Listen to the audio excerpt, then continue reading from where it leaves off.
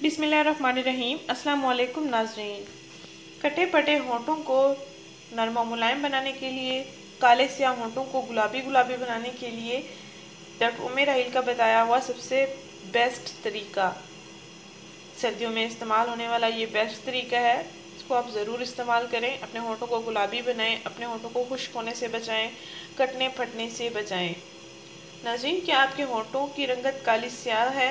क्या आपके होंठ खुश्क रहते हैं? क्या आप दवाइयाँ वगैरह इस्तेमाल कर रहे हैं, उनकी वजह से आपके होंठ कट फट गए हैं, या आप मौसमी असरात की वजह से आपके होंठ कट फट गए हैं? नाज़रीन, सर्दियों में जिल्द खुश्क रहती है, इसलिए ज़्यादा से ज़्यादा पानी पीना चाहिए।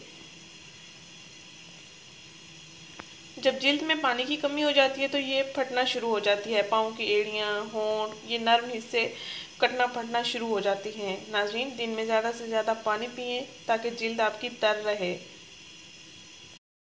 नाज़रीन, अक्सर ख़वातीन मेकअप का ज़्यादा इस्तेमाल करती हैं, डेली का इस्तेमाल करती हैं, जो वर्कर्स होती हैं, तो उनको चाहिए कि वो जब फाउंडेशन या बेस वगैरह अपने चेहरे पर या कोई क्रीम वगैरह चेहरे पर इस्तेमाल करने जा रही हैं तो वो होंठों को बचाकर ही अपने तमाम चेहरे पर लगाएं। होंठों पर लगाएंगी तो होंठों की रंगत स्याह ब्राउन सी हो जाएगी परमानेंट। इसलिए ख्याल रखा जाए कि जब मेकअप किया जाए तो अपने लिप्स को, अपने होंठों को फाउंडेशन या बेस से दूर रखा जाए।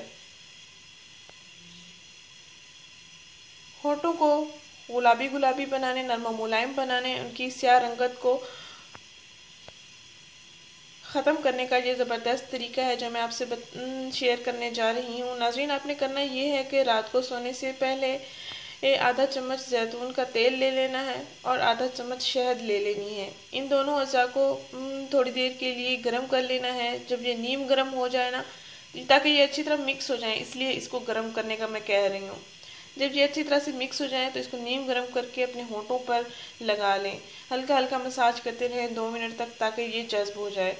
नाज़रीन, रात को सोने से पहले ये अपने होंठों पर लगा के सोएं। सुबह उठेंगे इंशाल्लाह आपके होंठ नरम मुलायम गुलाबी गुलाबी होंगे। कटने फटने